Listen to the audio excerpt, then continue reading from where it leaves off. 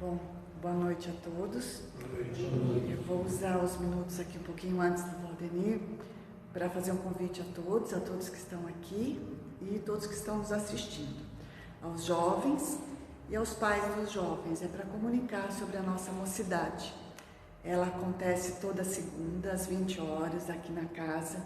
Meu nome é Lenise, eu faço parte da mocidade. Convido a todos para usufruir um pouquinho, aprendendo um pouquinho da doutrina toda segunda-feira.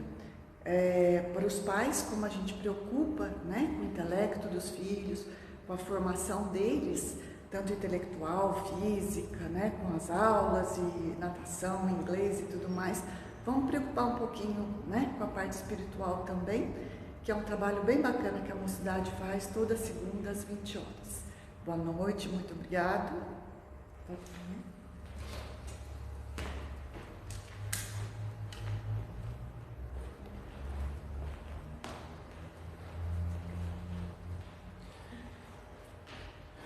Gente, boa noite. Como de costume, nós vamos tentar esquecer um pouquinho a agitação do nosso dia a dia, para que a gente possa sentir já a harmonia aqui reinante, esse ambiente que foi preparado especialmente para cada um de nós, que é um novo universo. Quando a gente adentra as portas aqui do Centro Espírita, parece que nós estamos adentrando um outro universo. Parece que automaticamente nossos problemas ficam infinitamente pequenos. E é como se estivéssemos de verdade adentrando a nossa verdadeira casa. Então, isso não tem o que pague a satisfação de estarmos aqui presentes e em companhia tão harmoniosa e também com a presença de nossos irmãos abnegados, instrutores espirituais, que ajudam-nos sempre. E que nesse dia, que eu considero um dia especial para todos nós, que é o dia do encerramento desse nosso livro, faz 1 ano e 8 meses que nós estamos estudando, lendo, considerando o caminho, verdade e vida de Emmanuel. Então, é uma etapa que se encerra, mas que com certeza nós vamos levar conosco todos esses ensinamentos, todo esse período que aqui ficamos com muita gratidão, com o coração repleto de satisfação, de amor, de reconhecimento. E semana que vem adentramos um novo livro de Emmanuel e começamos uma nova empreitada. Então, que Deus abençoe a cada um de nós, a todos os irmãos que por aqui passaram, que compartilharam conosco esses momentos e que vão se perpetuar. Enquanto estivermos por aqui, a gente vai estar sempre falando sobre amor, sobre Evangelho, sobre Espiritismo, sobre fraternidade, sobre caridade, sobre a construção do ser humano, e que essa inspiração nunca nos falte e que estejamos todos imbuídos de seguir o caminho do bem, o caminho do Evangelho, o caminho da luz, o caminho da nossa evolução. Que Deus nos abençoe, nos ilumine hoje e sempre. Que assim seja. Muito bem, gente. Nós então estamos no penúltimo capítulo do livro Caminho, Verdade e Vida. E olha só, veja se não é um dia especial. Olha o tema: o novo mandamento. O novo mandamento. Pois é. Muito especiais. Jesus, ele resumiu todos os ensinamentos, todos os mandamentos num só, que é nesse que nós vamos abordar na noite de hoje. Então, esse pequeno trecho do Evangelho está em João, capítulo 13, versículo 34, ela fala de Jesus que diz: um novo mandamento vos dou, que vos ameis uns aos outros, como eu vos amei. Dependendo da nossa interpretação, pode ser muito humilde, muito simplória, a gente vai entender de diversas formas o que está aqui escrito. Mas a profundidade desse ensinamento, eu acho que a gente não consegue ainda alcançar. A gente não consegue.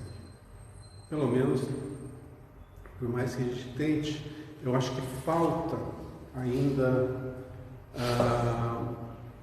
muito amadurecimento nosso para que possamos compreender realmente.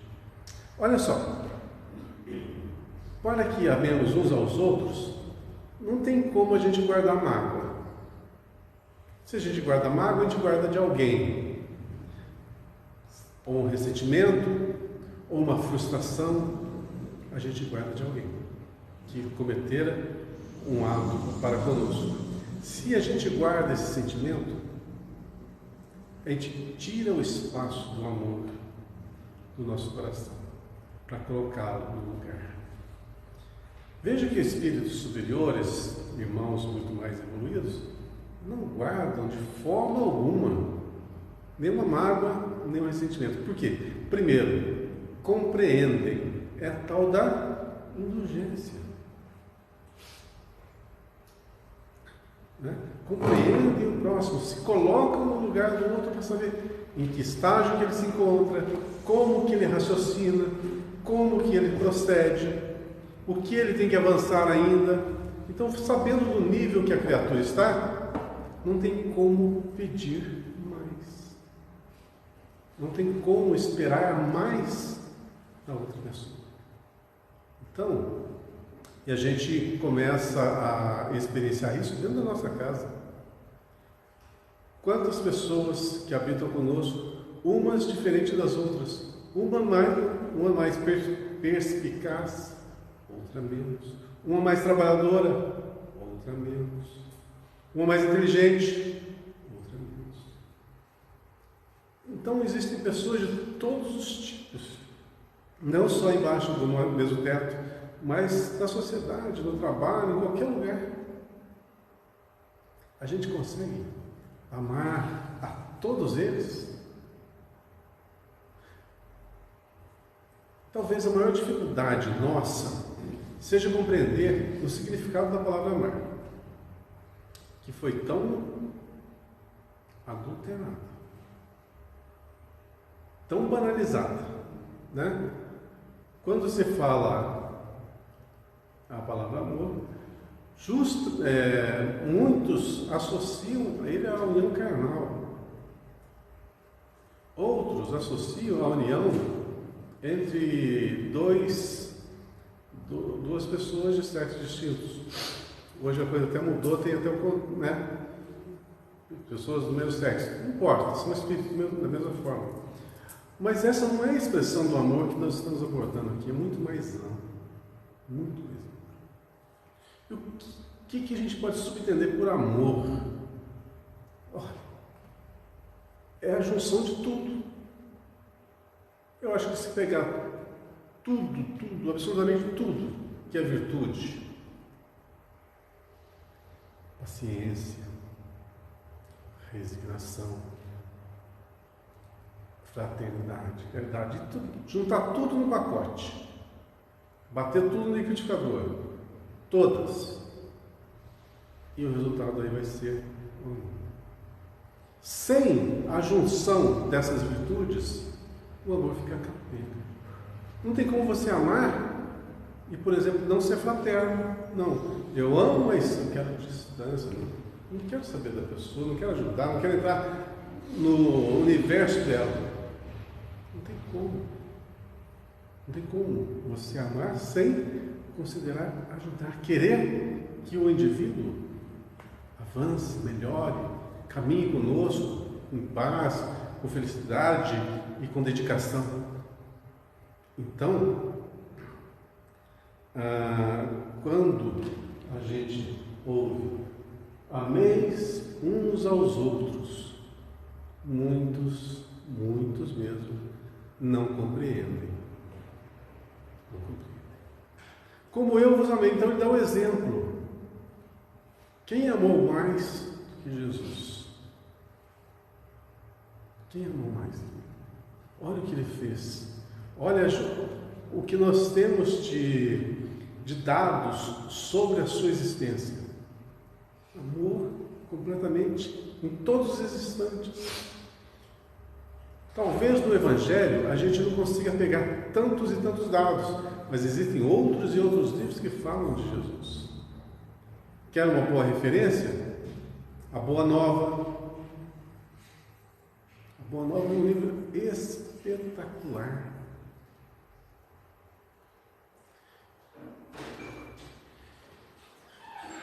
Tem outro livro que eu falo, do Miramês, Espírito Miramês. Ai, me fugiu a palavra agora, me fugiu o título.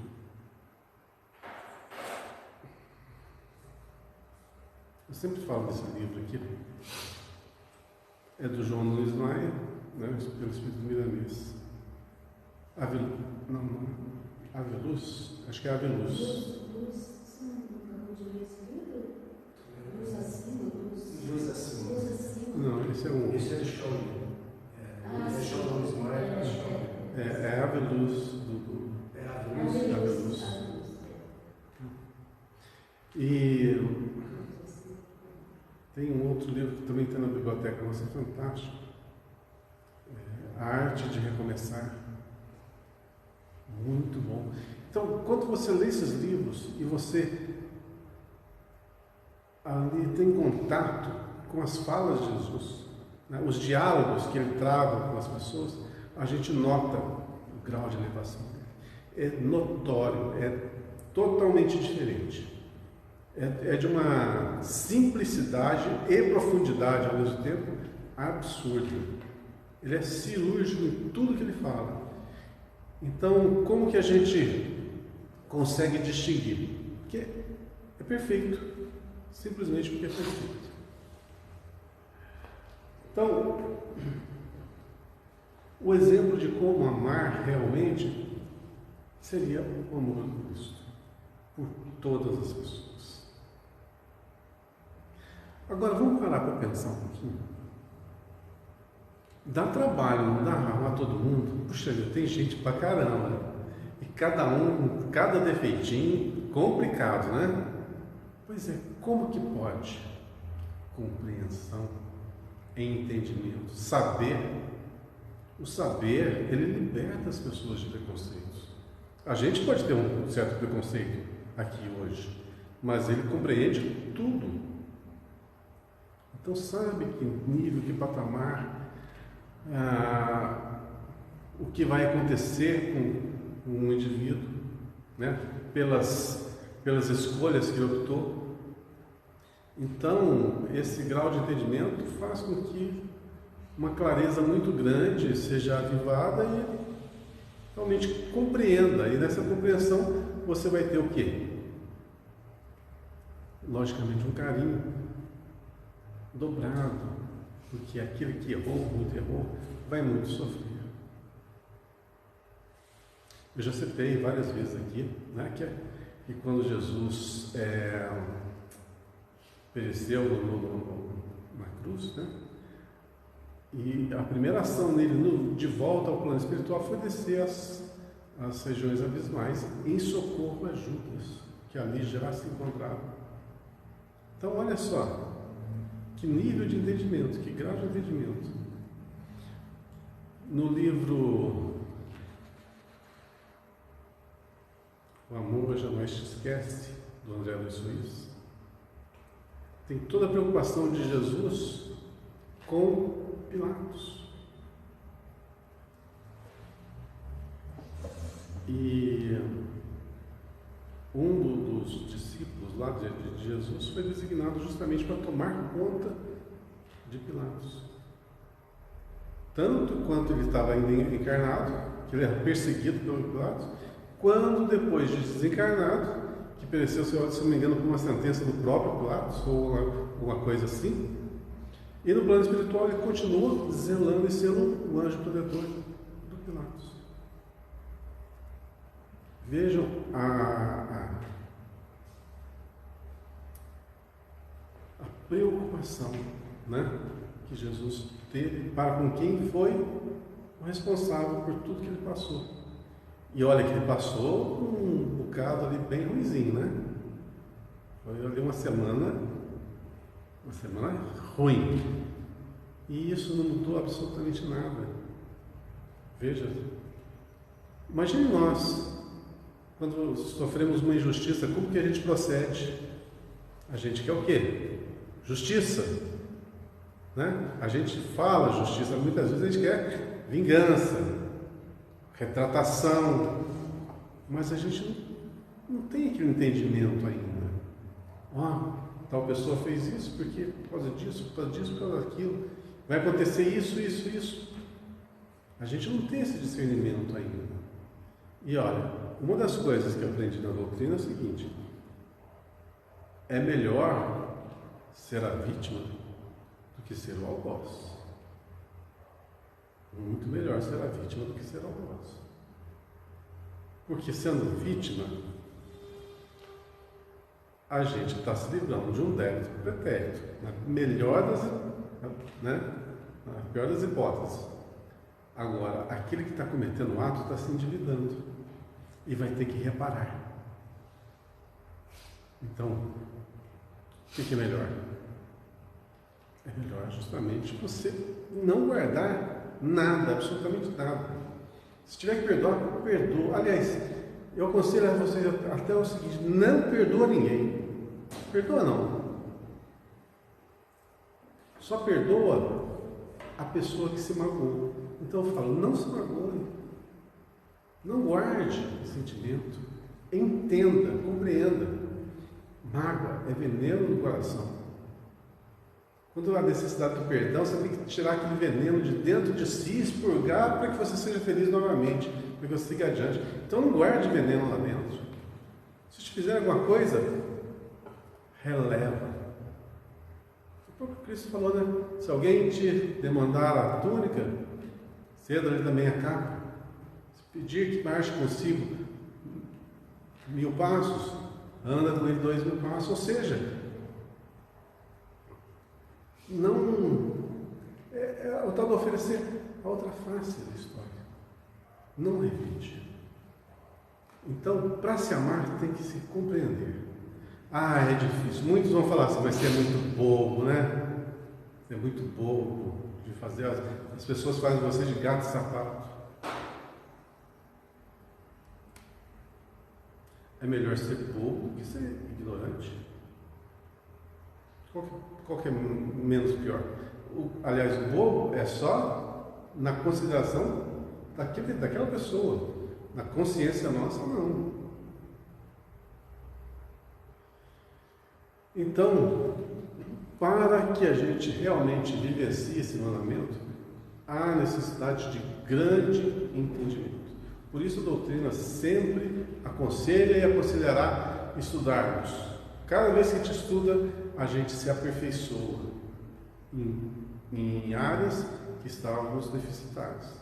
E aí o entendimento se faz mais amplo e aí sim a gente começa a compreender o próximo como deve ser compreendido. Vamos ver o que o Emmanuel nos brinda. A leitura despercebida do texto induziria o leitor a sentir nessas palavras do mestre a absoluta identidade com o seu ensinamento relativo à regra áurea. Entretanto, é preciso salientar a diferença. O ama-te a teu próximo com a ti mesmo é diverso do que vos ameis uns aos outros como eu vos amei. Tem uma diferença, claro, e essa diferença é bem notória, né? Ama a teu próximo como a ti mesmo. Quer dizer, na proporção que nós conseguimos amar a nós, que estendamos isso ao próximo. Então a referência aqui somos nós. É o nosso nível de entendimento, de sentimento, de percepção. É diverso porque ameis uns aos outros como eu vos amei. Amar como Cristo amou. São coisas bem distintas. Amar como Cristo não é como nós amamos. É uma diferença abissal. Uma diferença muito grande. O primeiro institui um dever, em cuja execução não é razoável que o homem cogite da compreensão alheia. O aprendiz amará o próximo como a si mesmo. Jesus, porém, engrandeceu a fórmula, criando um novo mandamento na comunidade cristã. O mestre refere-se a isso na derradeira reunião com os amigos queridos, na intimidade dos corações. A recomendação, que vos ameis uns aos outros como eu vos amei, assegura o regime da verdadeira solidariedade entre os discípulos, garante a confiança fraternal e a certeza do entendimento recíproco.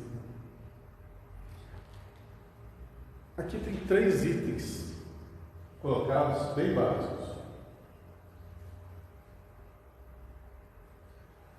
Assegura o regime da verdadeira solidariedade. Vamos trazer para o nosso sentimento, para nós, coisa pessoal. Nós temos a verdadeira solidariedade uns para com os outros. Verdadeira quer dizer, é essa, é a máxima. Não é aquela mais ou menos. Uns para com os outros, temos. Não. A gente tem a nossa, mas a verdadeira não temos. Garante a confiança fraternal. Nós temos uma confiança fraternal? Isso é uma das coisas mais carentes hoje em dia. Confiança. O que abala a confiança? O individualismo. Cada um quer para si. Enquanto o outro está provendo, ótimo, beleza, está tudo bem. Para-se de prover, o que acontece? Acaba né? Quando a comodidade existe no lar, o que acontece? Família perfeita, o casal é perfeito, os filhos são perfeitos, tudo é perfeito, o ambiente é perfeito. Quando o dinheiro abandona o lar, o que acontece? Então isso para mim é um pouquinho de hipocrisia. E essa é uma coisa tão comum hoje em dia que é triste até de comentar, é muito triste de comentar. O amor ser relegado aqui a questões materiais, isso é muito pequeno, muito pequeno. E a outra que eu ia ler ali, que deu um probleminha, agora eu não sei onde que eu estou.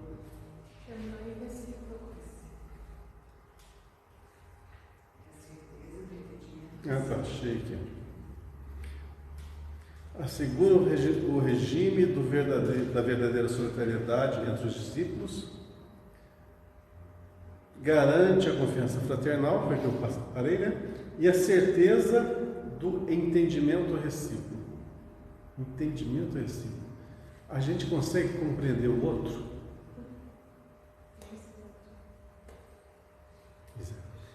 As coisas mudam de acordo com o nosso nível evolutivo. Quanto mais embaixo nós estivermos na escala, mais individualistas somos. Menos a gente cede ao próximo, seja ele quem for. Quanto mais acima a gente estiver na escala evolutiva, é menos o eu e mais o próximo. E a questão primordial é a diferença do sentimento, o aprimoramento do sentimento, o refinamento. Um parâmetro que a gente pode utilizar, assim meio pálido, não é para todos os casos, mas assim no geral, a diferença entre o amor dos pais para com os filhos. Eu acho que seria assim, o mais próximo de um amor mais refinado, embora esteja ainda crivado de tantas imperfeições, mas é um grande refinamento, né? Então, há muito a se esmerar? Há muito. Mas o importante, eu acho que o mais belo de tudo isso é que nós somos esse sentimento. Talvez seja o maior presente da criação para nós é fazermos a semelhança do Pai. E o Pai é amor, nós somos o centelha desse amor. Lógico que vai trilhar todo o seu caminho com suas próprias pernas, com suas próprias escolhas, mas que nesse caminhar vai se moldando. E hoje, essa individualidade que nós somos, recheada de sentimentos ainda contraditórios, mas alguns já refinados, é o resultado de milênios de evolução. E se hoje já está bom, imagina daqui uns 2, 3 mil anos, eu estou andando de braçado, fala a verdade, vai ser uma beleza. Ou não. É só não errar. Porque eu falei 1, 2, 3 milênios, mas dependendo do erro que se comete, você pode comprometer milênios da sua existência. Quer um exemplo? Os exilados de Carmelo. Quanto tempo se deu o exílio? 12 mil anos atrás, mais ou menos? Se não me falha a memória, é por aí. Uns 12 mil anos atrás, 14 mil anos, eu não tenho certeza não. Pode ser até mais um pouco. Porque foi gradativo, não foi tudo uma vez, né? Mas vamos supor que seja 12 mil anos. É muito tempo. Você está num patamar semelhante a esse que nós estamos aqui. Só que nesse patamar você fazia tudo de errado. Você comprometia a sociedade, comprometia os seus, comprometia a si próprio. Então é convidado a retirar-se para renascer num planeta primitivo, não existia nada, nem a descoberta do fogo. Imagina nós. Às vezes eu assisto aqueles programas lá, No Limite, né? Ou tem o outro Largados e Pelados, que tem na Discovery, que as pessoas são largadas no local, sem nada, e tem que sobreviver a partir das, né? Como se fosse um verdadeiro selvagem. Pensa bem, que dureza. Então você vai estar lá naquela situação, você vai estar lembrando o quê? O seu sofazinho confortável, da sua televisão, do seu Wi-Fi, né? Do seu carro. Mais ou menos esse era o sentimento dos exilados. Aquela sensação do paraíso perdido. Já ouviu falar essa frase? Paraíso perdido, né? Os degradados, os caídos, né? Quem são?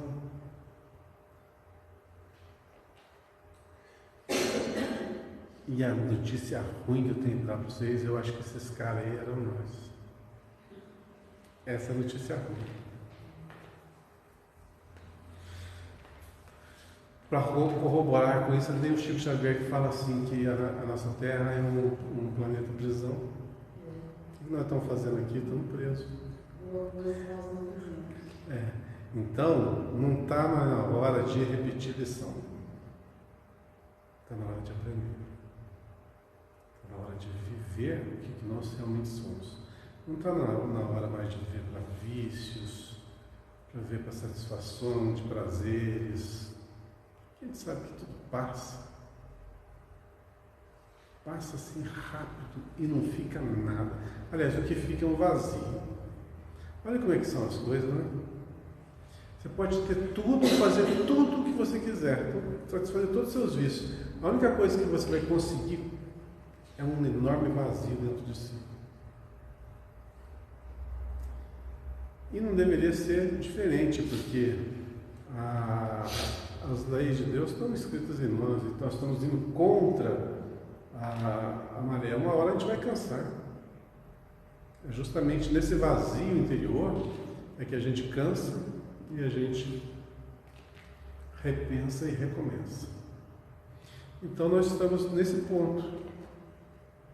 Já temos um pouco de sentimento refinado, uma lucidez mental já um pouquinho trabalhada, e é hora de agora engatar a terceira e acelerar, né?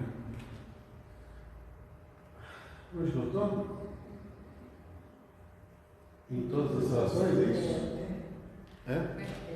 Em todas as relações comuns, o cristão amará o próximo como a si mesmo, reconhecendo, contudo, que no lar de sua fé conta com irmãos que se amparam efetivamente uns aos outros. Esse é o novo mandamento que estabeleceu a intimidade legítima entre os que se entregaram ao Cristo, significando que, em seus ambientes de trabalho, há quem se sacrifique e quem compreenda o sacrifício, quem ame e se sinta amado, quem faz o bem e quem saiba agradecer. Olha, um dos maiores exemplos sobre amor é esse amor, doação.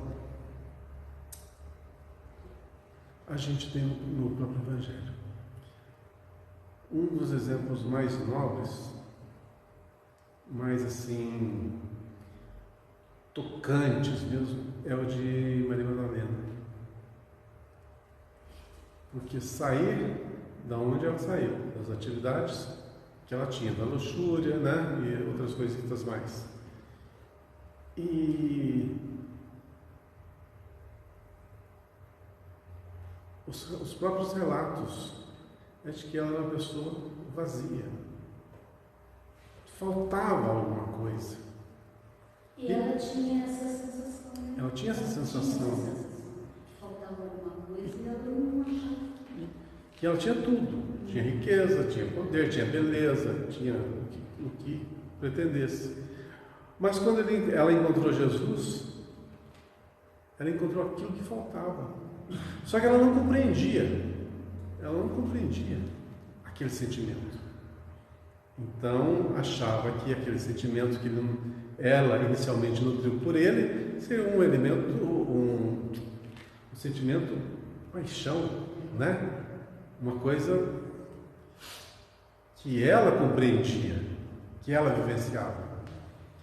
Mas, a partir do momento que houve um convívio, que o que ela nutria foi modificando, olha como que guinada que deu na vida dela. A gente pode parar e pensar o seguinte: tá, Maria Madalena acabou não podendo trabalhar na Igreja do Caminho junto com os apóstolos, né? Então ela foi tomar conta, foi ajudar quem? Os leprosos. Foi viver no leprosário. Aquela pessoa que vivia no luxo foi viver junto com aqueles que nem eram considerados mais seres humanos. Foi pregar o Evangelho a esses. Então, o amor, eu acho que vai além do que das aparências.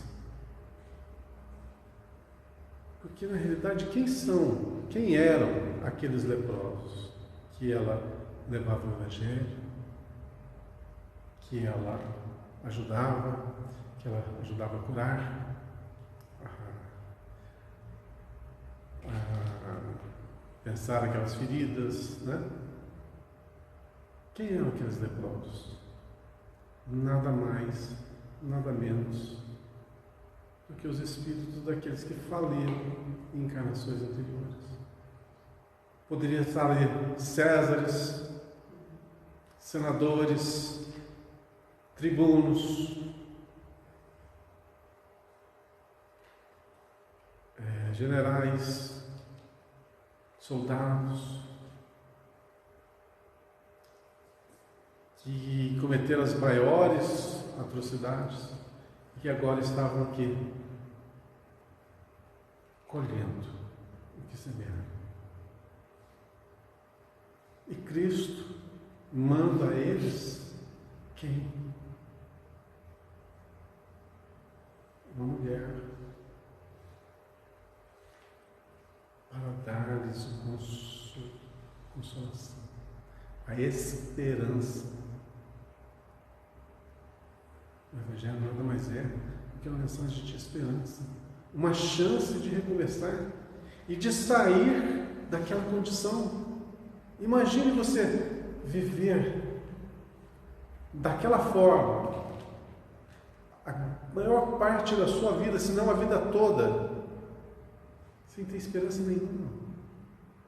Que vida é essa? E o Cristo, a estes que erraram, que estavam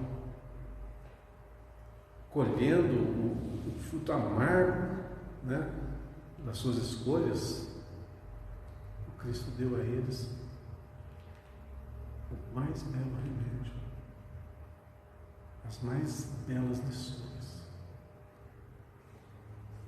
Eles iam curar os seus corpos? Não iam. Não iam. Mas seu espírito sim. Corpo é temporário. Hoje nós sabemos. Naquela época sabia-se. E por que faziam? Por que fazer o bem se todo mundo vai perecer? Já existia um grau de compreensão, sim. Mais ou menos como existe hoje. O Espiritismo tem muitas respostas. No mundo lá fora, a gente não consegue falar essas respostas para muita gente. E se a gente fala, ninguém aceita. Poucos compreendem e outros ainda podem até nos demonizar por falar do Cristo. Olha só, viu como que a evolução ela depende de uma série de fatores? Não é só amor, é amor e entendimento. Não é só entendimento e fraternidade. Não é só fraternidade, caridade. É todo o conjunto. E a gente está, dia a dia, aprendendo um pouquinho de cada uma dessas coisas. E quantas experiências nossas foram repetidas diariamente e a gente não aprende. E bate, não aprende. Uma hora aprende. A nossa vida é um constante aprendizado. Cabe dilatar um pouco o horizonte do nosso entendimento para a gente ver cada lição que nos é concedida diariamente. A vida é espetacular. Isso aqui não é uma coisa monótona, como a gente pensa, né?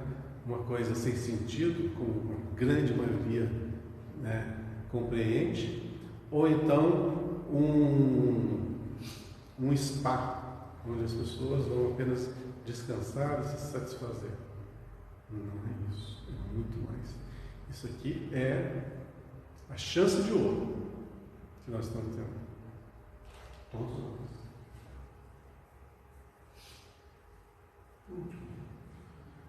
Último.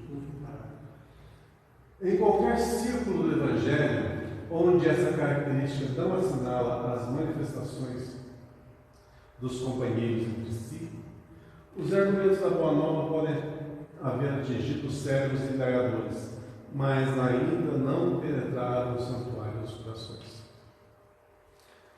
Viu? Esses dois alicerces têm que ser bem construídos.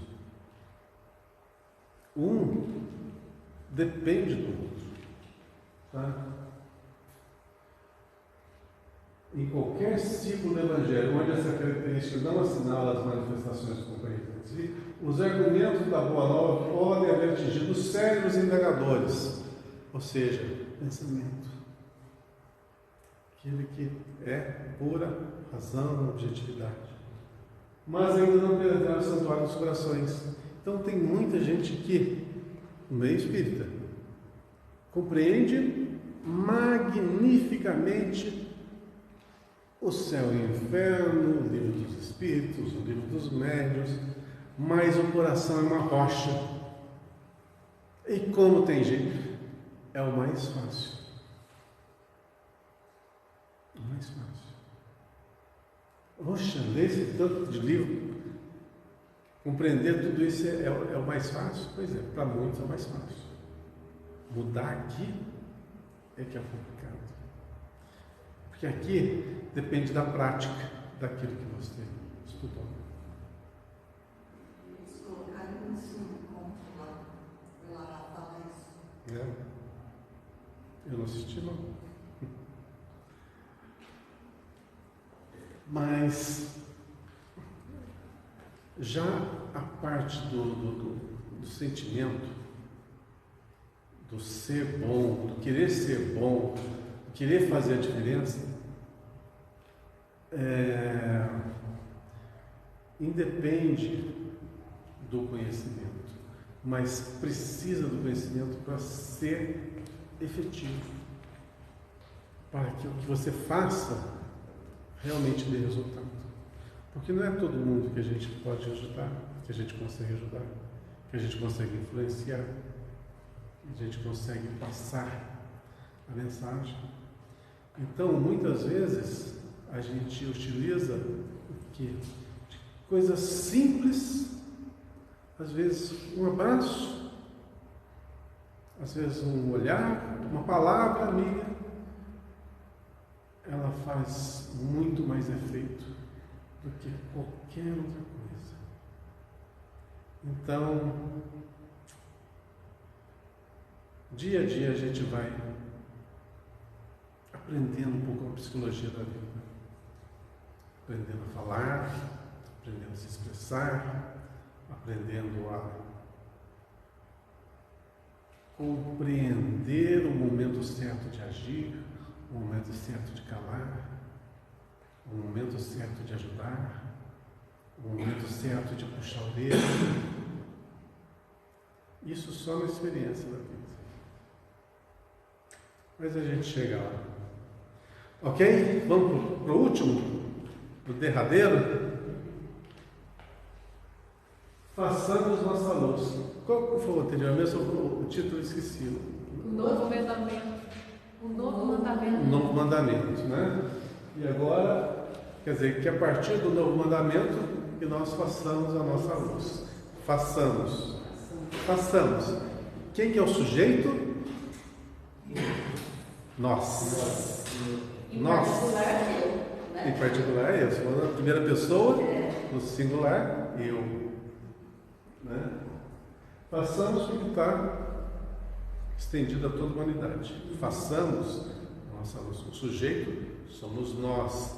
Quem vai fazer somos nós. Não vem de mão beijada. Nada vem de mão beijada.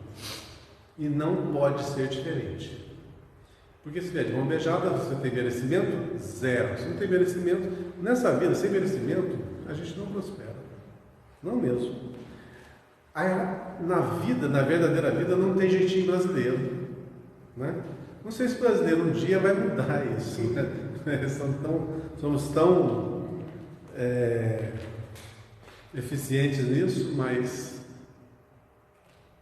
tirando a piadinha, não tem como. Não tem como. As leis são perfeitas, então são indribláveis. Inventei uma palavra.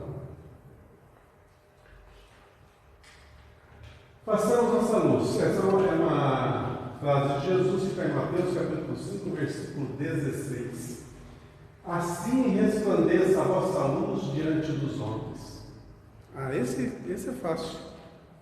Né? Assim resplandeça a vossa luz. Tá, o que quer dizer luz? Vamos comprar uma lanterna bem potente e vamos iluminar a moçada? É isso? Faça-se a luz.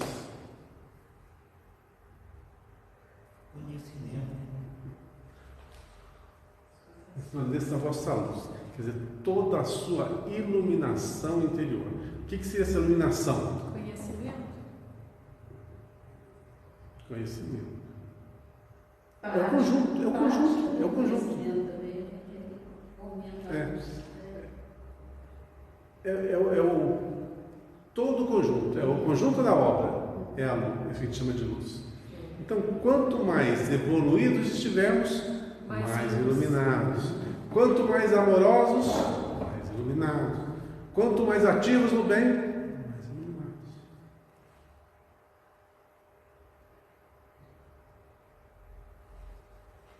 E não que a gente é uma luzinha que vai acender, né? Para iluminar os outros, assim, igual essa luz. Nada a ver. Essa luz interior, quer dizer, essa força, luz é energia, essa força que ela resplandeça diante dos homens. Por que diante dos homens? Compartilhamento. Você está iluminando o próximo. Iluminando com o quê? Com o seu conhecimento, com o seu trabalho, com a sua dedicação, com a sua fraternidade, por aí vai. Isso é luz. Quanto mais ativos no bem nos tornarmos, mais iluminados seremos.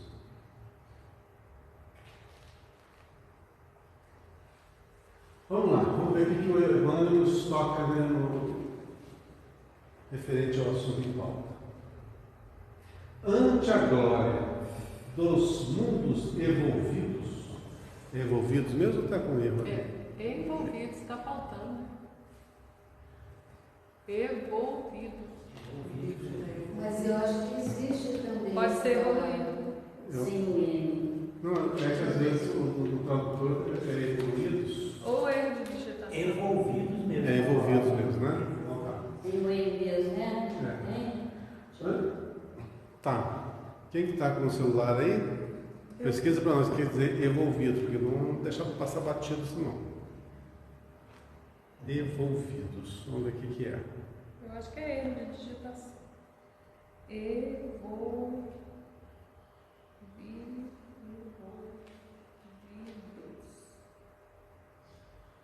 Não tem envolvidos, é envolvidos mesmo. Não existe envolvidos. Não existe? Não, eu pus envolvido, evolvido não tem. Então vamos ler o contexto inteiro para a gente pegar o sentido. Envolvidos mesmo.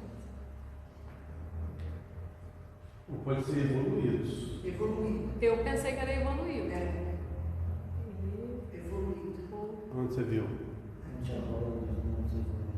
Dicionário online de português. Evolvido. Tem o verbo evolver. O meu não apareceu. Evolucionado, evoluído. Podia ter escrito evoluído logo de cara, né? Eu vou ver no livro. Esse mando também. Colocar o U no lugar do V. Esse mando também complica a nossa vida, né? No meu não apareceu isso. Bem menos que o mando da Filomeno Miranda. É, né? Deixa eu ver isso aqui no meu. É, quanto mais antigo.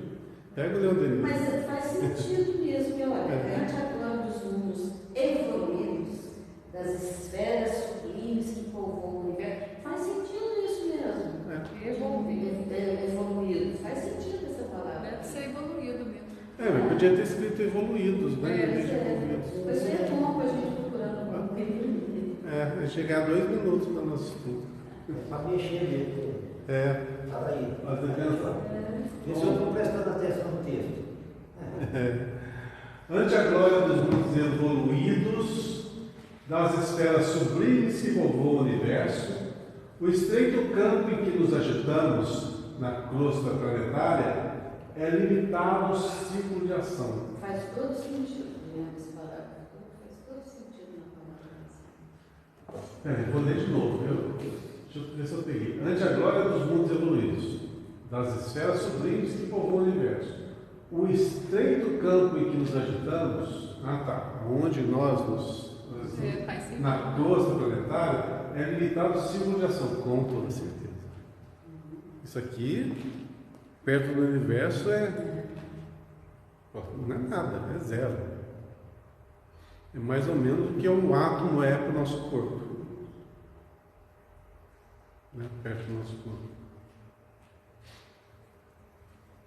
Se o problema, no entanto, fosse apenas o de espaço, nada teríamos a lamentar.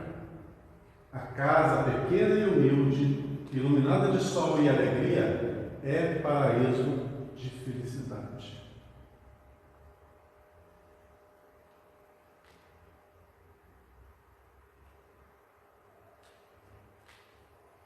A angústia de nosso plano procede da sombra. Tá, não vou acelerar, não. Eu vou voltar ao tema, vou começar de novo, tá? Para a gente pegar o espírito da letra. No primeiro parágrafo está falando que nós estamos num limitado campo de ação. Essa terra, olha o tamanho da terra, enorme. Olha o tamanho do nosso país, enorme. Do nosso estado, enorme. Da nossa cidade, é grandinho. Do nosso bairro, da nossa casa, onde nos localizamos. Quer dizer, a gente gasta um pequeno espaço, né, aonde nós vivenciamos. E isso tudo perto do universo é mais insignificante ainda. Mas essa não é a questão. Se a gente se achar insignificante, a gente vai estar incorrendo um enorme erro. Acho que um dos maiores erros que o ser humano pode ter é a falsa humildade. Por que falsa humildade? Quando você se diminui. Às vezes, a gente se diminui para a gente se enaltecer. Como assim? Para vangloriar, né, de que somos humildes, somos desprovidos de ganância, de pretensões escusas, etc. E a gente se anula. Não. Pelo contrário. Nós somos importantes. Eu faço questão de frisar sempre isso, que nós somos muito importantes, mas muito importantes. Se não fôssemos importantes, olha a dedicação que se tem, o plano invisível, o plano visível, para que nós tenhamos essa vida que temos. Quantos se sacrificaram para que nós estejamos vivos, confortáveis, educados,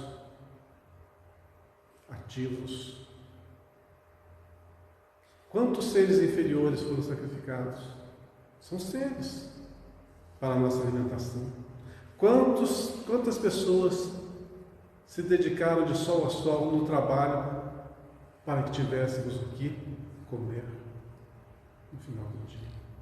Quantos que trabalharam para que tivéssemos o conforto que nós temos hoje?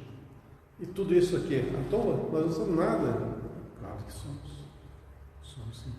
Somos uma engrenagem desse universo. Se esse universo estivesse sem nós, ele não estaria perfeito. Ai, muita pretensão se eu falar isso. Não é. Ou vocês acham que Deus criaria alguma coisa inútil? Falar que nós somos dispensáveis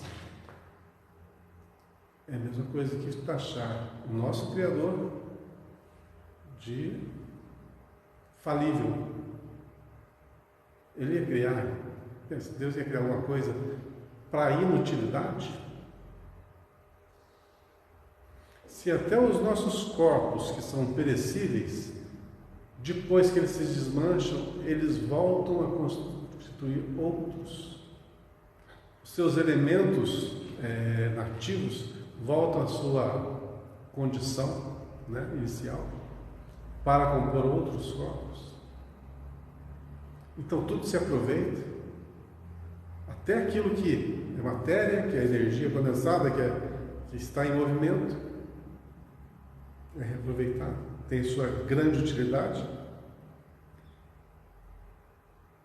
Ela não perece, e nós que somos os seres,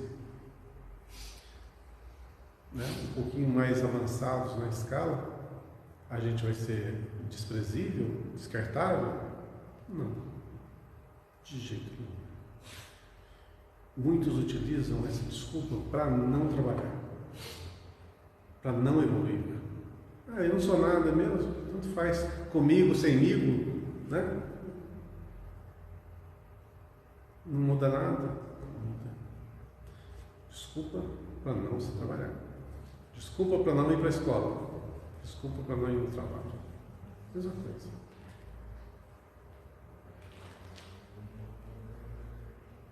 Então, o nosso campo ainda limitado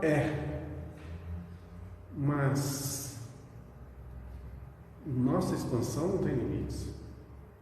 Pensa bem, nós somos imortais. Já pararam para pensar o que quer dizer essa palavra imortal? Imortal quer dizer que não morre nunca. E se a gente não morre nunca, não vai desaparecer nunca. Vai existir sempre. Se vai existir sempre, o que a gente vai fazer nesse sempre? Ficar nessa condição de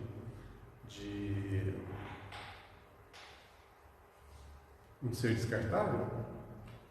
Um ser errante aí que vive a seu bel prazer? Não, nós estamos sujeitos à lei de evolução. Pode demorar um pouquinho, porque nosso livre-arbítrio sempre vai ser respeitado, mas está intrínseco em nós. Então, essa de que nós somos descartáveis não pega, não mesmo. Você se acha muito. Não é que eu me ache muito, não. Não é que eu me ache muito, não. Eu sou muito. Esse é orgulho. Não. É uma constatação. Veja que humildade é bem diferente do que aquele conceito que nós temos. Você ser uma pessoa humilde não quer dizer ser uma pessoa ignorante e simplória, desprovida de intelecto. Você ser uma pessoa humilde é você ser aquela pessoa que sabe se comportar em todos os lugares, em todas as situações, com toda a dignidade, com toda a eficiência. Compreendendo e respeitando a todos que estão no seu entorno. Então, desmerecer a si próprio não é uma boa pedida. Enaltecer o que nós não somos, aí sim, é arrogância, é idolatria. Mas saber o que nós somos, saber das nossas condições e bem utilizá-las, não é nunca arrogância. Isso é sobriedade. Você saber o que você é, o que você pode fazer e qual é o papel que você representa no universo. Nós estamos num campo de ação pequeno, mas importante. O interessante é que nunca tivemos em um papel maior. Sempre tivemos em papéis menores. Mas no passado nunca tivemos um papel maior do que o de hoje. A escala sempre ascendente. A gente está hoje melhor do que ontem. E amanhã vai estar melhor que hoje. Isso é evolução. Se o problema, no entanto, fosse apenas de espaço, nada teria nos lamentar. A casa pequena e humilde, iluminada de sol e alegria, é paraíso de felicidade. Paraíso de felicidade é todo lugar aonde estivermos que levarmos e fazemos brilhar a nossa luz interior. Então você pode ir às regiões umbralinas trevosas, se fosse possível, e levar toda a sua luz, todo o seu amparo, todo o seu afeto. Não importa a região geográfica, o que importa é a iluminação interior. Você já deve ter ouvido essa pergunta. É possível ser feliz nesse mundo? Já ouviram essa pergunta? É possível ser feliz nesse mundo? É uma pergunta que muitas vezes já debati com alguns amigos. Lógico que você pode dar as duas respostas e você vai estar certo. Você pode falar que sim, pode falar que não, e você pode justificá-las. Então é fácil você não errar. Mas, se eu tivesse que perguntar agora, é possível ser feliz nesse mundo? O que vocês fazeriam? Sim ou não? Sim ou não? Eu teria que usar uma outra palavra. Plenamente não. Existem condições, né, que a gente tem que estar ao nosso alcance. Se você for olhar para um campo assim, eu tenho um filho, ou uma filha, ou um neto, ou um parente que sofre. Eu não consigo ser plenamente feliz porque o outro sofre. Pronto. É o suficiente para você derrubar essa barreira. Mas você não está sendo feliz por causa do outro. Você não está sendo feliz por causa da condição que você está vivendo no mundo. E na sua condição interior?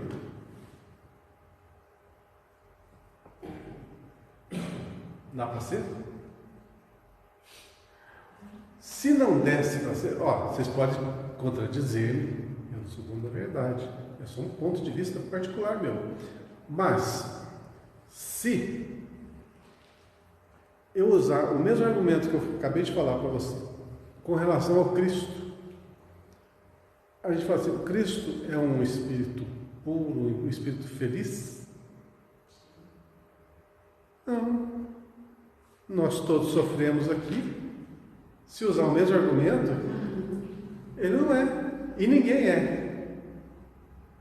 Então, olha, dependendo do ângulo de visão, você vai ter respostas diferentes. O Cristo é o Espírito puro? É. Para chegar a Espírito puro tem que ter todas as virtudes, tem que ter todo o avanço, toda a evolução ali naquele ser. Pelo menos a evolução que a gente conhece, que a gente sonha. Mas dos motivos maiores da gente não ser feliz ou não se sentir bem é o apego. O apego nas pessoas, é o que você está citando, assim, do filho, o apego, cada um tem seu grau de evolução.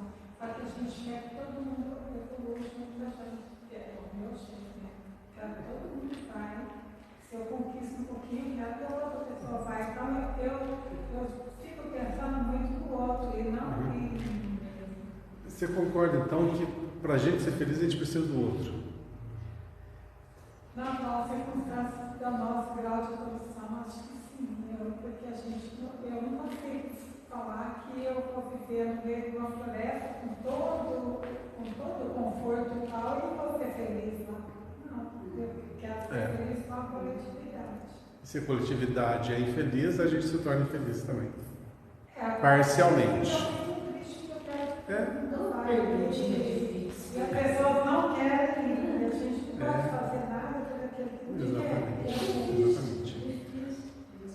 Quando a gente está em evolução, não é isso que a Laísa falou, a gente passa por momentos, como a gente estamos numa caminhada, tem momentos que a gente está feliz e tem momentos que acontecem as coisas e a gente ainda entra num momento de então vocês acham que a gente tem momentos felizes nessa vida? Sim. Tá. Porque a felicidade passa e a tristeza também passa. Não é isso? Mas não bate uma coisa. O quê? Não bate uma coisa. A gente tem momentos felizes, tudo bem. Mas nesses momentos felizes que a gente está vivendo, tem o outro que está em momentos de sofrimento, de dor. Nunca a gente vai estar naquele momento feliz e todo mundo vai estar feliz. Porque cada um está no seu grau de evolução. É assim, eu não tenho entendimento de ver que a outra pessoa está sofrendo e que o sofrimento vai ser bom para ela. Eu não consigo ver dessa maneira, eu não consigo sentir dessa maneira. Então aí eu fico triste, eu não estou nesse grau. Se eu entender, se eu todo mundo, eu estaria bem com cada um no seu estágio. Mas nós ainda estamos muito longe. Você viu como é que nós... A nossa caminhada, ao mesmo tempo que a gente precisa, a nossa caminhada é solitária. Você viu como nós embaralhamos tudo? Ficou tudo complexo? Ficou tudo misturado, ficou uma coisa assim, sim, não, às vezes sim, às vezes não. Não ficou meio mal respondido? Ficou mal respondido, né? Vamos tentar simplificar, vamos ver se a gente consegue simplificar? Muito bem. O que eu estava vendo mesmo? A casa pequena e humilde. É paraíso de felicidade. A casa pequena e humilde, iluminada de sol e alegria, é paraíso de felicidade. Quer dizer, um pouco é possível que tenha essa iluminação toda. Tá.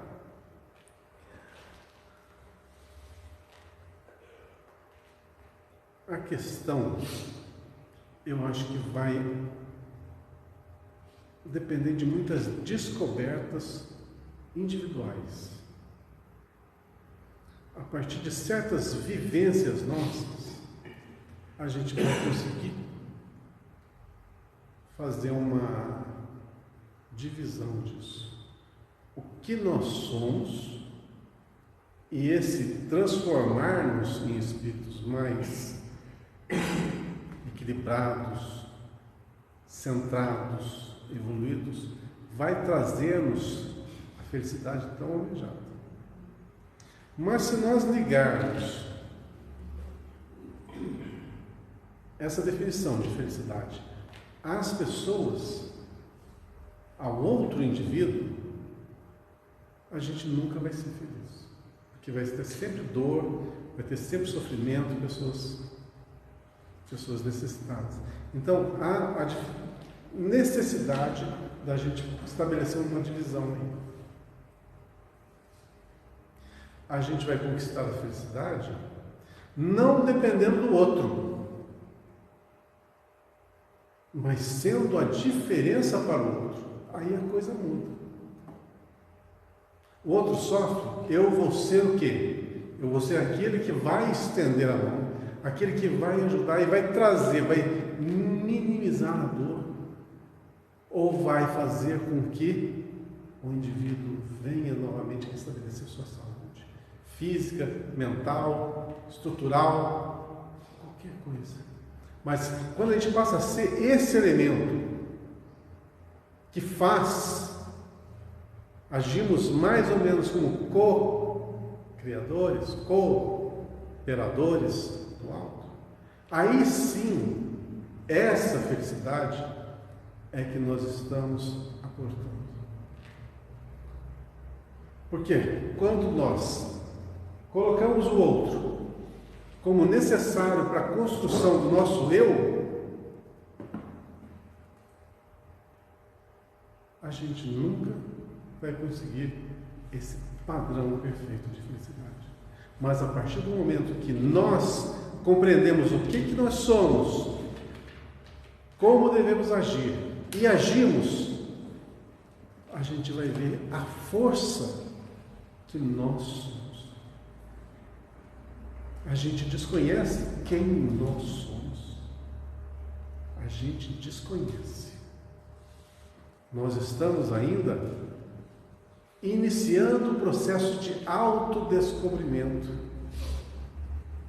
Então, se é possível ser feliz, eu sempre respondi, mesmo quando eu estava em mais tenra idade, eu sempre respondi de uma forma que todas as pessoas me contradiziam.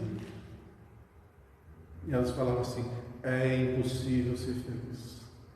Todos falavam. E eu desde pequeno falava assim, é possível ser feliz. A diferença é justamente esses argumentos que eu citei. Quando você põe um outro indivíduo na tua vida e você passa a viver, né, ali em simbiose, o que o outro sente, você sente, realmente não é possível ser feliz dessa forma. Mas como que você consegue?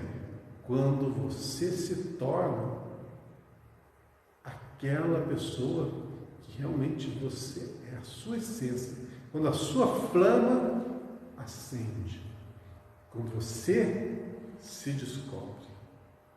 E isso só tem um jeito: estudando, vivendo, aprendendo a cada instante. E isso leva tempo. Isso chama-se evolução. É possível? Lógico que é possível. Porque se eu falasse assim, não é possível, eu estaria indo contra as próprias leis de Deus. Temos que traçar esses limites. Realmente, pelo ângulo de visão que for anunciado pelos outros, não tem como nesse mundo a gente ser feliz. Não tem como. Se você compartilha as dores do próximo, se você depende que o outro seja feliz para que você seja feliz, para que o outro esteja bem, não vai ser nunca. Mas eu afirmo novamente que tem sim como. É a partir do momento que nós vamos galgando o nosso caminho evolutivo. Vai ser agora?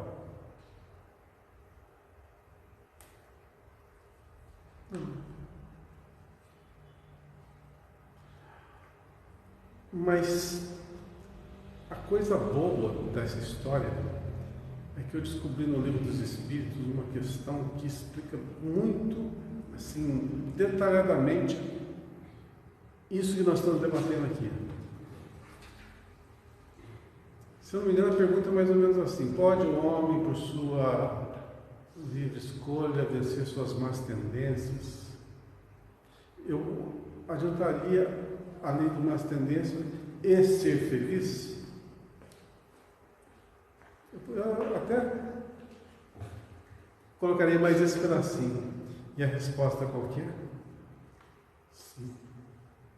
Mas quase ninguém faz. O que falta é vontade. Olha só, olha a resposta. Por que eu bato tanto nessa questão? Que falta é vontade. Se falta vontade é porque nós somos. Se a gente pode conquistar, é porque a gente tem esse poder. A gente tem isso intrínseco. O que falta? Vontade. Então trabalha. Só isso. Pô, feitura de mão beijada, né? Só falta uma coisinha para nós. Vontade. E a gente não faz. Então dá para ser feliz? É escolha, gente. É escolha. É uma felicidade diferente que nós estamos traçando aqui, né? A angústia do nosso plano procede da sombra. Quem tem aqui sentimentos de angústia? Assim, de vez em quando a gente acorda meio mal, né? Assim, mas assim,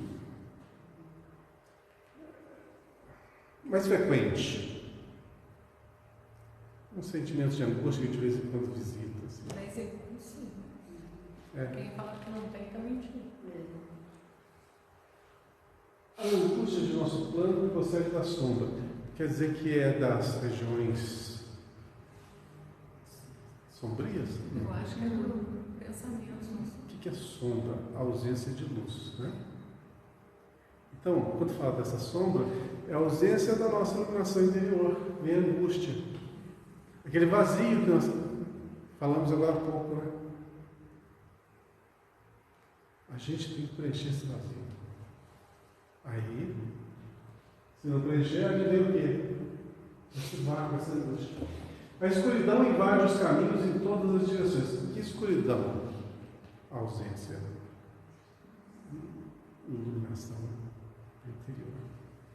Quando se vive só pelos instintos, só pela vida, pelo materialismo, é ter uma profunda escuridão dentro de si.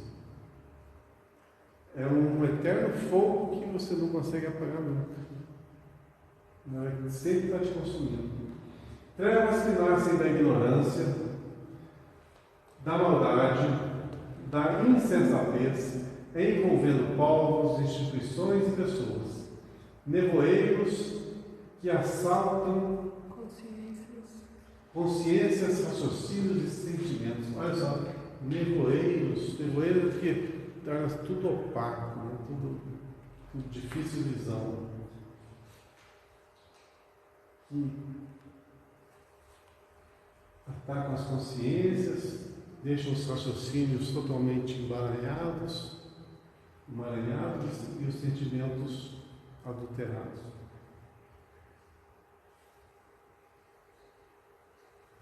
Pois é. A vida é muito complexa, né? A gente fala assim, nós estamos numa condição econômica razoável, né? Estamos num ambiente pacífico.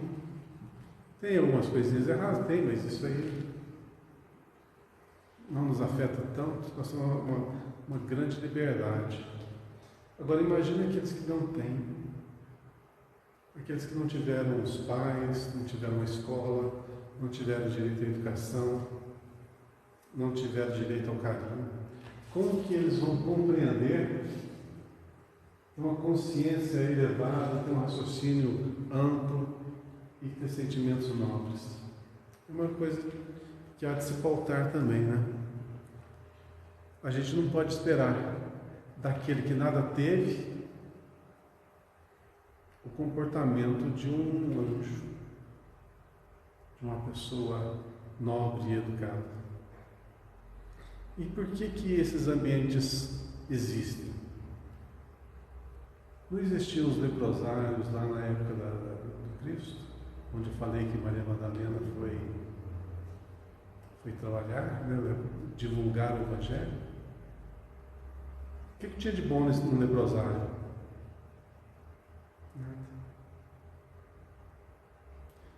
Em vários ramos da sociedade existem pessoas que não têm nada de bom também. Estão aprendendo a dura lição de ter perdido tudo. A dura lição é um ensinamento. Mas dessas pessoas não tem como dar um salto grande. São raros os que saem-se bem dessas condições.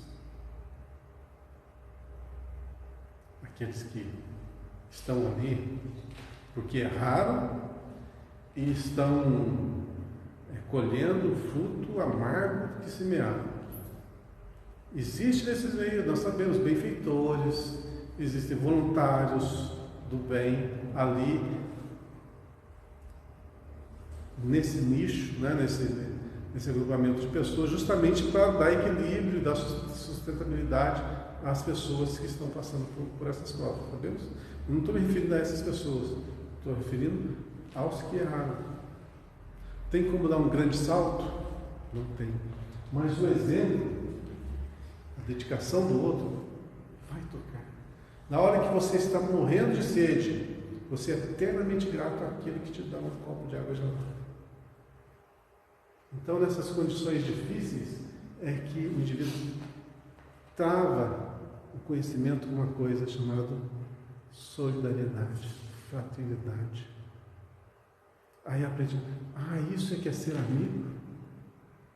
Pois nunca tinha pensado o que seria o significado da palavra solidariedade. E ali, na prática, estava aprendendo a base daquele ensinamento. Valdemir, você falando isso aí, me vem na cabeça uma coisa que eu vejo e fico tão assim. Então eu já falei para ele, eu não assim, não faço nada.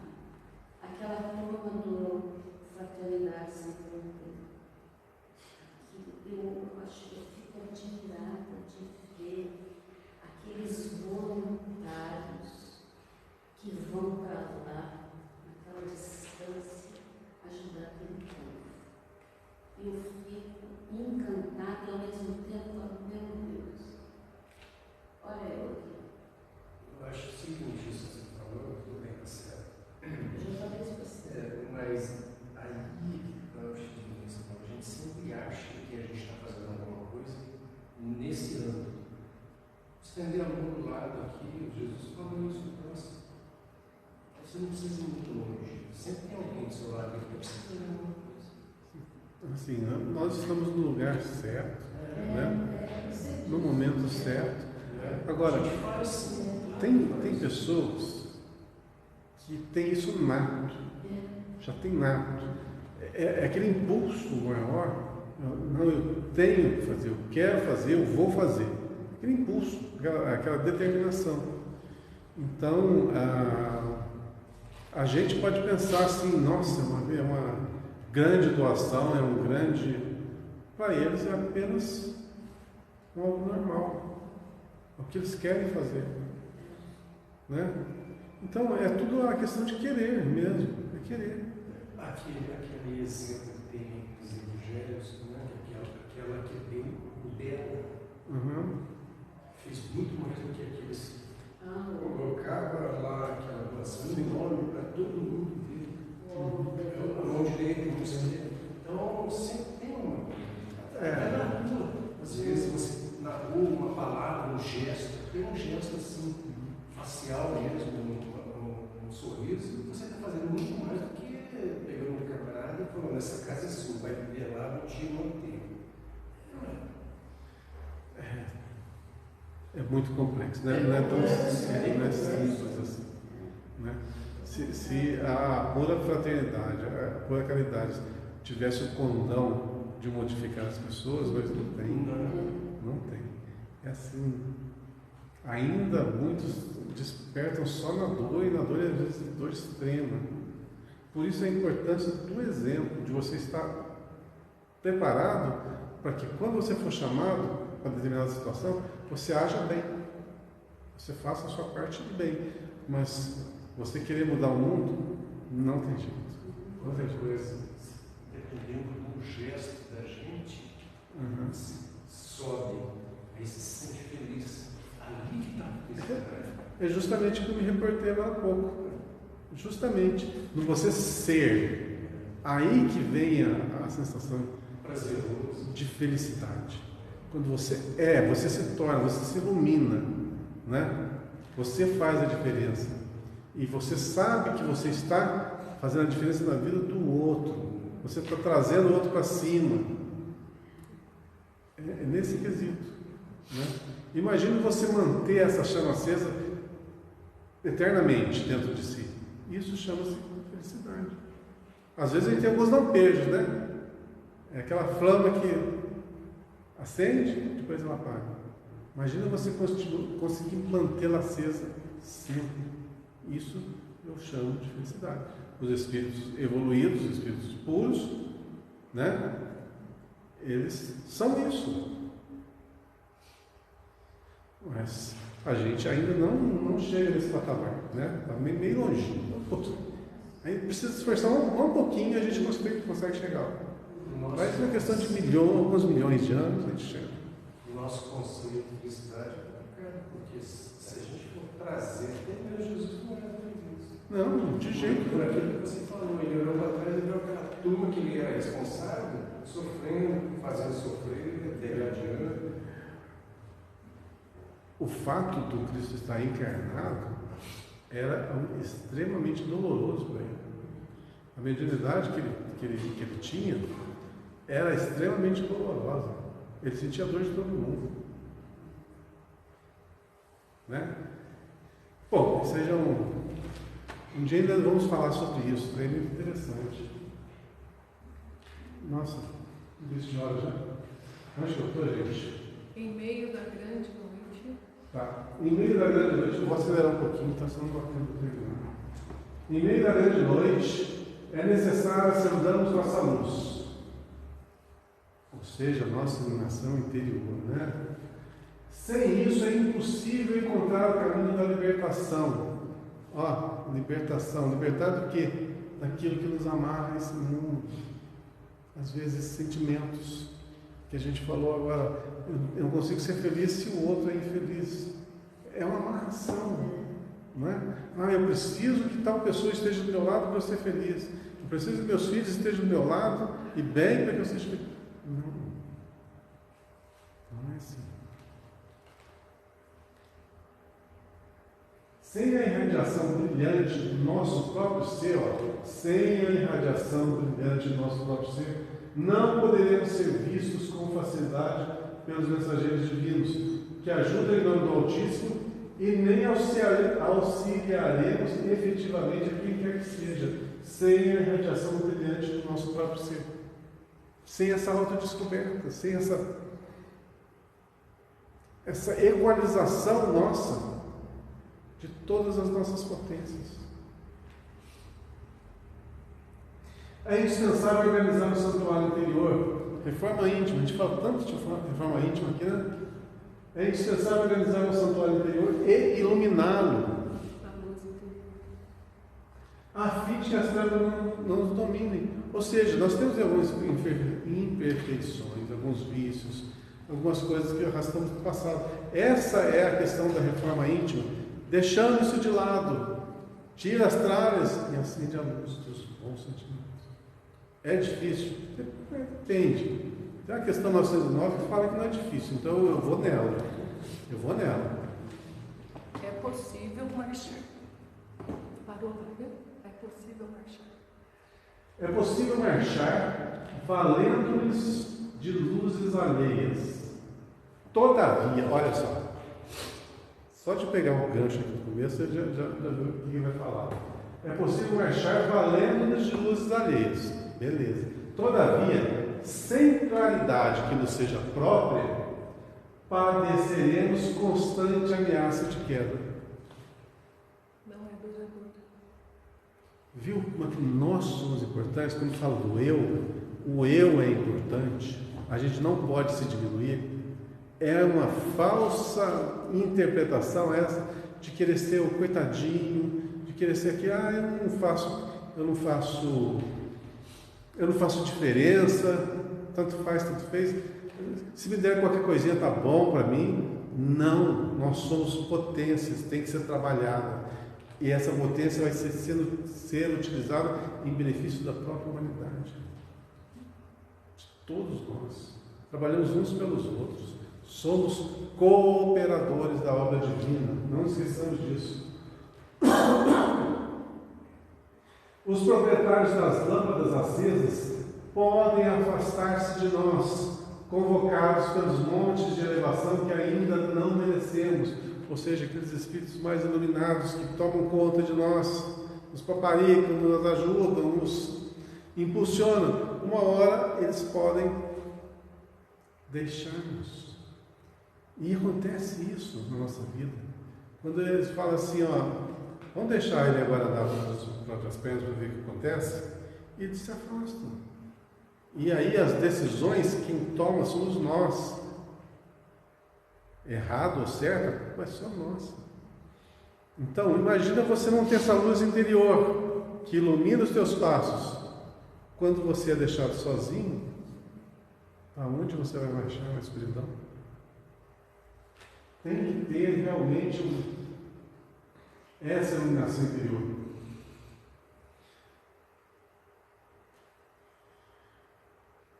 Vale-te, pois, dos luzeiros do caminho. Aplica o pavio da boa vontade. Olha a boa vontade aqui. Aplica o pavio da boa vontade ao óleo do serviço e da humildade. E acende o teu archote, acende a tua luz para a jornada. Olha que convocação, olha que exaltação que o irmão está fazendo a todos nós.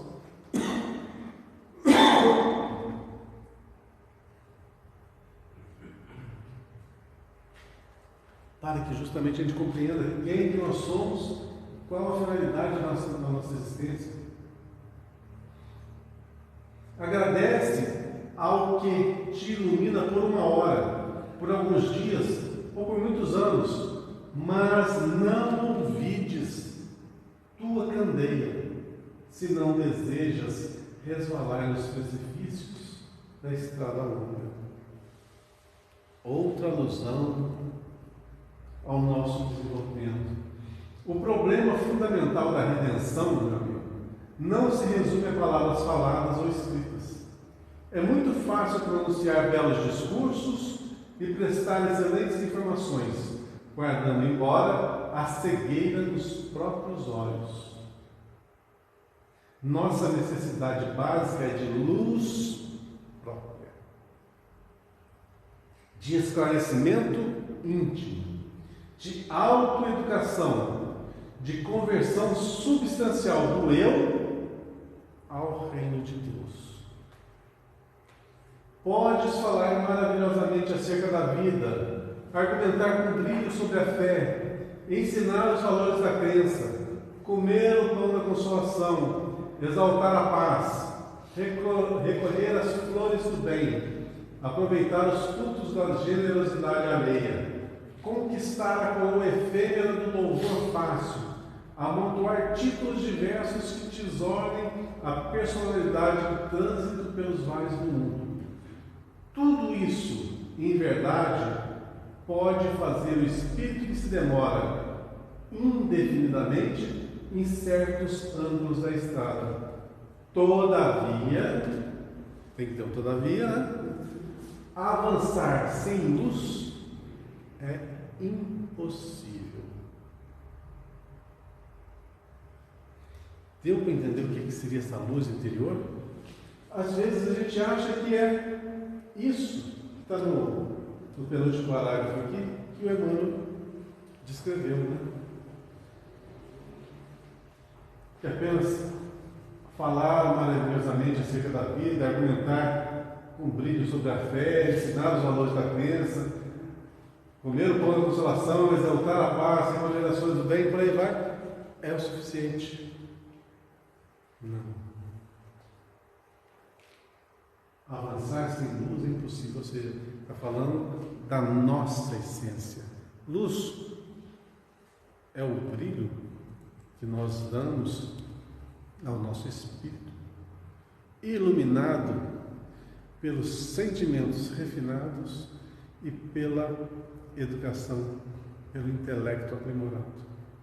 A essa junção, a essa coordenação perfeita, nós podemos compreender como iluminação interior.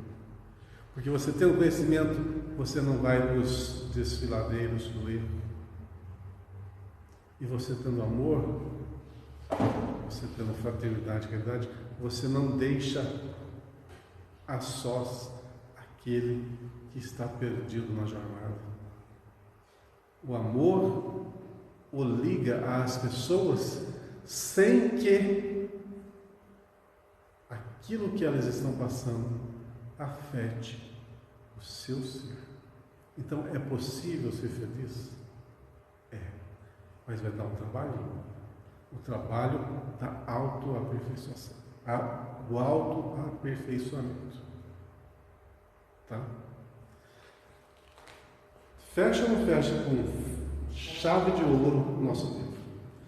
Queria falar muito mais sobre esse último capítulo, que é maravilhoso, e eu acho que vocês deveriam, nós deveríamos ler isso aqui pausadamente durante a semana, durante o mês, porque é a chave de ouro, a dica essencial para a nossa autoiluminação, a gente entender o que nós somos e qual é o nosso papel nesse universo. Uma coisa eu reitero: somos todos importantes. Não nos esqueçamos disso. Gente, nós encerramos então aqui o nosso último capítulo do Caminho, Verdade e Vida. Vai deixar saudades. Mas graças a Deus tem o YouTube, está tudo gravadinho no YouTube. Bateu a saudade, vai no YouTube lá, ajuda na divulgação. Tá? Muitas vezes uma palestra pode iluminar, né, muitos corações aflitos. Então, que a gente use essa ferramenta, né, para levar também iluminação interior a quem precisa. Eu sei que a grande maioria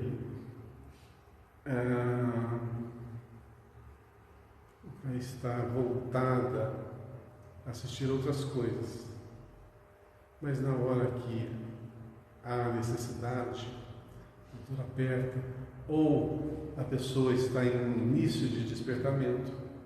Essas lições são importantíssimas para ajudar no norteamento de cada uma delas. Não nos esqueçamos, e de vez em quando a divulgaçãozinha assim, pode ser essencial para ajudar alguém no caminho. Semana que vem nós começamos um novo livro, tá? E eu queria agradecer a vocês esse caminhar e lembrar que é só uma etapa que nós cumprimos. E é importante, motivador, digno de felicidade realmente, a gente saber que cumpre uma etapa. E vamos para a próxima etapa. Que Deus abençoe a cada um de nós e saúde e paz.